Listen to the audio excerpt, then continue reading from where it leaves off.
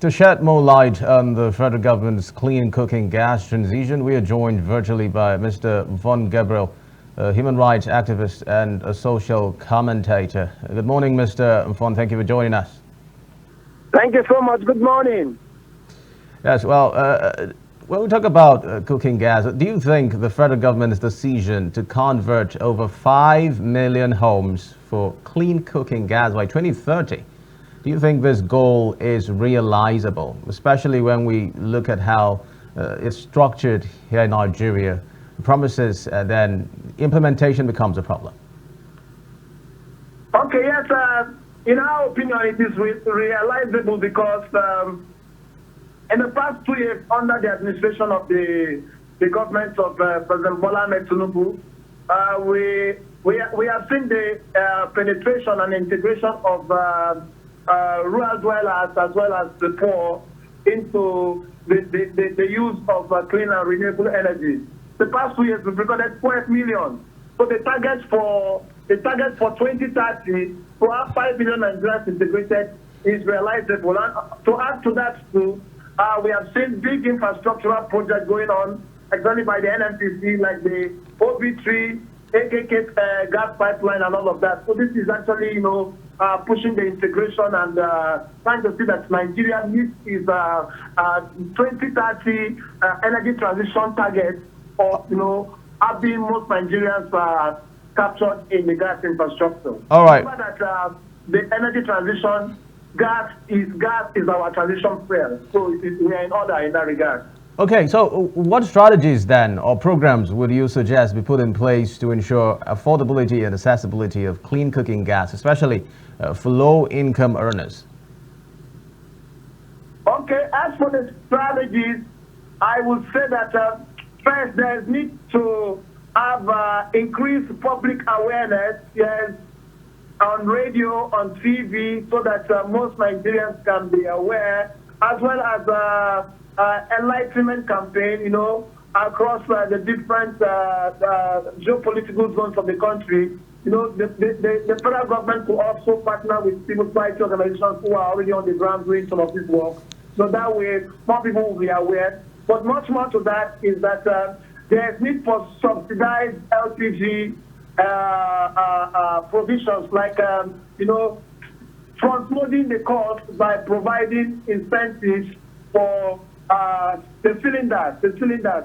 People can be given free or it can be subsidized to a large extent. That way, we integrate people in. Then also there's need for equally decentralized distribution networks. I know that we are already making some good progress in that regard. We've seen gas, plants in different localities. All right. We expect more of it so that by the time every community have one or such of it, we know to a large extent that most Nigerians could be fully integrated into that. All right, so we often hear of clean energy. I would like to know, what are those expected environmental and health benefits if this transition were to smoothly be achieved? Okay, so the environmental and health benefits to this is that take into consideration that cooking with firewood, it impacts on our environment tremendously. We are talking about, the world is talking about climate change, right? And one of the biggest contributions to climate change is the cutting down of trees and all of that. So the more people use this firewood, it simply means that our forest areas are going to be depleted. The trees that serve as a carbon sink, to capture most of the carbon that is being produced, will no longer be there, and then the environment will be overheated. So the biggest benefit is that, yes, it's going to help, in reducing carbon emissions.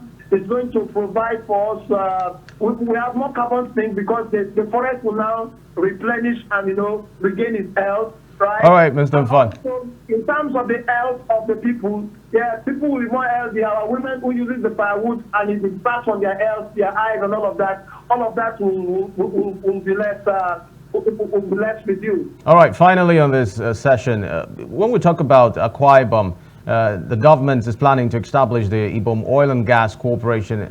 I'd like to know, how might this initiative support the federal government's clean energy goals? get your question? The Akwa Ibom State government is planning to establish the Ibom Oil and Gas Corporation. Do you think this is going to support the initiative by the federal government towards clean energy? Yes, substantially.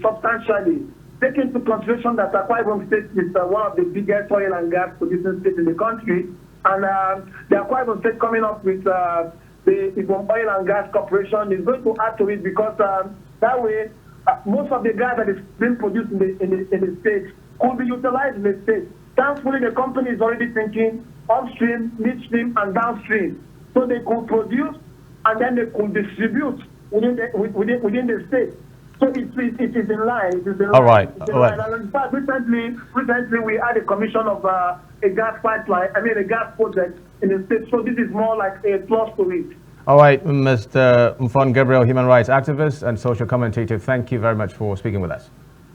Thank you. Thank you.